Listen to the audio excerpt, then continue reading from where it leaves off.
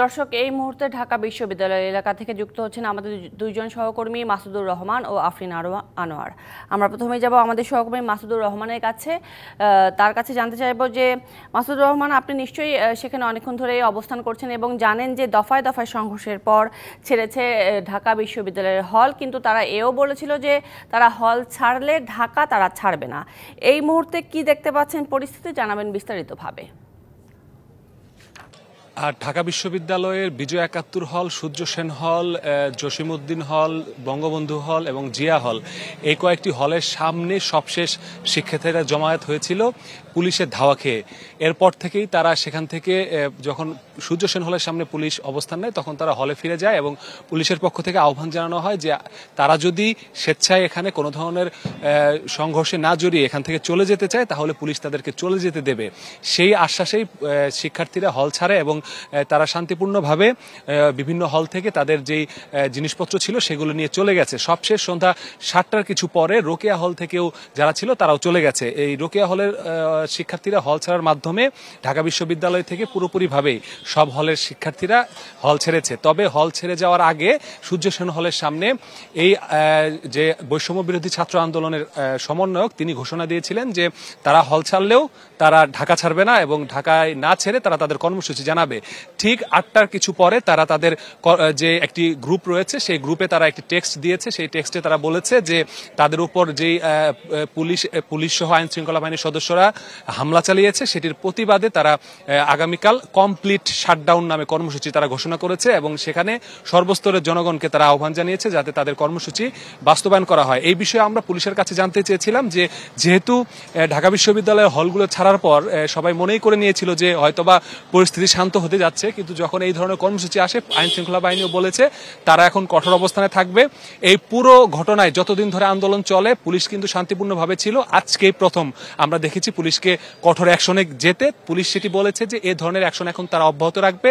তারা বলছে যে যতক্ষণ পর্যন্ত না হাইকোর্টের যে উচ্চ আদালতে যে সময় দেওয়া হয়েছে সেটি না শেষ হয় ততক্ষণ পর্যন্ত তাদেরকে শান্তিপূর্ণভাবে থাকতে বলেছে। যদি কেউ এই ধরনের কর্মসূচি দেয় তাহলে তারা আবারও কঠোর অবস্থানে যাবে। এই ছিল আসলে আমার কাছে ঢাকা বিশ্ববিদ্যালয় এলাকা থেকে সর্বশেষ তথ্য। মাসুদুর রহমান, ধন্যবাদ আপনাকে। এবার ঢাকা বিশ্ববিদ্যালয়ের ছাত্রী হলের পরিস্থিতি জানাতে আমাদের সাথে যুক্ত হচ্ছেন সহকর্মী আফরিন আনোয়ার। আফরিন আনোয়ার, সন্ধ্যায় যখন আপনার সাথে কথা হচ্ছিল তখন আপনি জানাছিলেন যে কেউ কেউ হল ছাড়ছেন আবার কেউ কেউ রয়ে যাচ্ছেন। এছাড়া পরিস্থিতি ছিল তখন থমথমে। এখন কি অবস্থা দেখতে পাচ্ছেন সেখানে? এছাড়া আইন শৃঙ্খলা বাহিনীর খবরও জানাবেন। সুরভি, আপনাকে অসংখ্য ধন্যবাদ। যেহেতু আমরা ঠিক দুপুর থেকেই ঢাকা বিশ্ববিদ্যালয়ে অবস্থান করছি, সেই জায়গা থেকে আসলে দফায় দফায় যে সংঘর্ষ সেই সংঘর্ষ কিন্তু বিকেলের পরে পুরোটাই থেমে গেছে এবং সেই সাথে পুরো বিশ্ববিদ্যালয় কিন্তু এই মুহূর্তে আইন শৃঙ্খলা বাহিনীর নিয়ন্ত্রণে রয়েছে।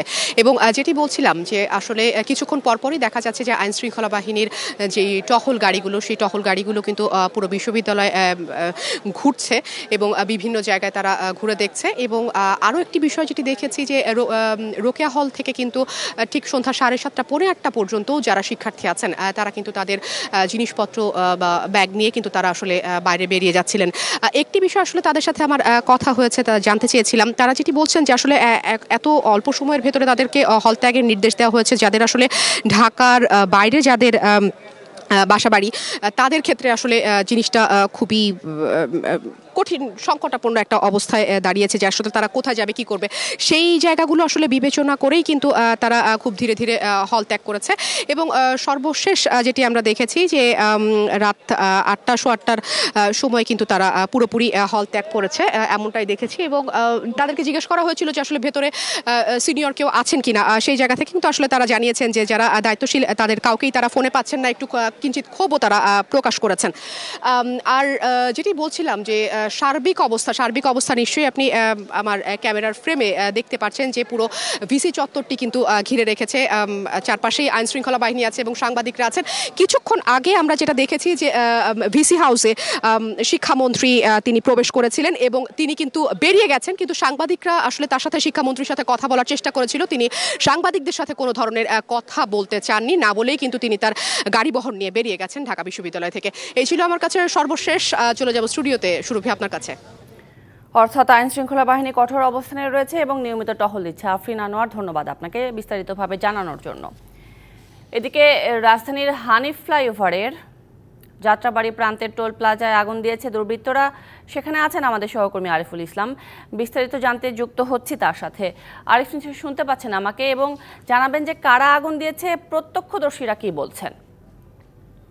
দেখুন, আমি যে জায়গাটিতে দাঁড়িয়ে আছি এই যাত্রাবাড়ি একদম মোড়টায়, কারণ যে জায়গাটিতে আসলে আগুন লেগেছে সেইখানে আমার পক্ষে বা কারোর পক্ষে আসলে যাওয়া সম্ভব না, কারণ ইতিমধ্যেই প্রায় কয়েক রাউন্ড আসলে গোলাগুলির শব্দ আমরা শুনতে পেরেছি। এর পাশাপাশি সাউন্ড গ্রেনেড থেকে শুরু করে টিয়ার শেল থেকে শুরু করে এখনো যদি আমি একটু সাউন্ড শোনাতে চাই, কিছুক্ষণ আগেই যে গোলাগুলি হলো সেখান থেকে কিছু অংশ দেখা যাচ্ছে যে আমার বুকে এসেও কিন্তু লেগেছে কিছুটা। তবে সেই প্রেক্ষাপটে এখানকার অবস্থা, রাজধানী যে যাত্রাবাড়ি, সেই যাত্রাবাড়ির অবস্থা একেবারেই একদমই ভিন্ন রূপে আছে। যেটা হচ্ছে যে এখানে আইনশৃঙ্খলা বাহিনী সহ র্যাব, বিজিবি থেকে শুরু করে প্রত্যেকেই এখানে অবস্থান করছেন। বিশেষ করে এই মূলত এইটার কারণ হচ্ছে আন্দোলনকারীরা যারা আছেন তারা এই সন্ধ্যার পর এই যাত্রাবাড়ি থানায় হামলা করেছিল। সেই প্রেক্ষিতে আইনশৃঙ্খলা বাহিনী সেই হামলাকারীদের বিরুদ্ধে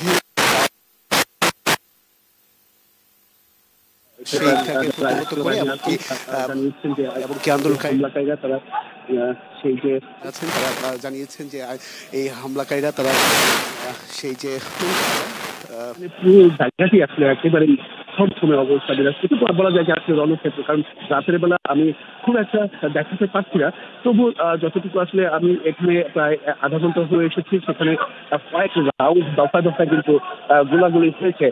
তো এই পক্ষ ওই পক্ষ দুই পক্ষেই আসলে গোলাগুলি হয়েছে। তো সেক্ষেত্রে অনেকটাই সাধারণ মানুষের একেবারেই জনশূন্য হয়ে পড়েছে এই যাত্রাবাড়ি জায়গাটি জুড়ে, এমনকি যাত্রাবাড়ি মোড়টায় আইনশৃঙ্খলা বাহিনীর অধীনে বা নিয়ন্ত্রণে এনেছে। আর এই পাশাপাশি তারা কিন্তু পাল্টাপাল্টি এখনো কিন্তু সেই পাল্টাপাল্টি আমরা গোলাগুলি শব্দ পেয়েছি, এবং টিয়ারশেলের যে টিয়ারশেল সহ বিভিন্ন ভাবে তারা কিন্তু আসলে প্রতিহত করতে, কারণ পাল্টা আক্রমণ এভাবেই কিন্তু আসলে এই জায়গাটি এখন বর্তমান পরিস্থিতি।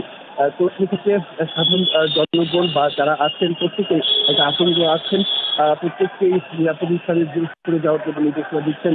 আর আরেকটি বিষয় জানিয়ে রাখি যে এই জায়গাটিতে যে জায়গাটিতে আগুন হয়েছে, আন্দোলনকারী যারাই বলেন না কেন, কারণ আইনশৃঙ্খলা বাহিনী হয়েছে, দুর্বৃত্তরা বা আন্দোলনকারী যারাই বলেন না কেন, কারণ আইনশৃঙ্খলা বাহিনীর দাবি করছেন যে তারা এই এখনো যদি আমি একটু শোনাতে চাই যে গোলাগুলি শব্দটা কিন্তু এই মুহূর্তেই আসলে হচ্ছিল।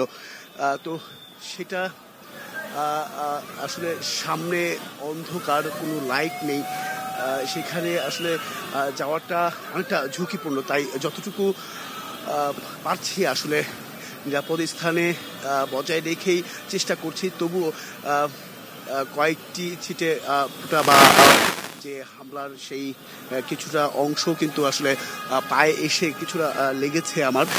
তো বুঝতে পারছেন যে আসলে অনেকটা ঝুঁকিপূর্ণ এরিয়া বলা যায় এখন বর্তমানে এই যাত্রাবাড়ি।